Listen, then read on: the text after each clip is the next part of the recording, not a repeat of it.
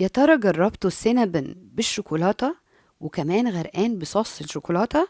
لو لسه ما جربتيش تعالي يلا أقولك نعمله ازاي مع بعض. هنبدأ بمحسن الكيك، لبن مع دقيق على النار لغاية لما يكون بالقوام ده وهسيبه على جنب. في العجان هضيف كل مكونات العجينة وهكتبها لكم بالتفصيل في الكابشن. هضربهم كويس جدا وبعد كده هسيب العجينة ترتاح من ساعة لساعة ونص في مكان دافي. تعالوا نجهز الحشوة بتاعتنا: زبدة، سكر بني، قرفة وكاكاو. وبعد ما العجينة خمرت هبتدي أفردها بالشكل ده وهحشيها بالحشوة بتاعتنا وابتدي أعملها رول وأقطعها قطع متساوية. هرصها في صينية مدهونة زبدة وادخلها الفرن.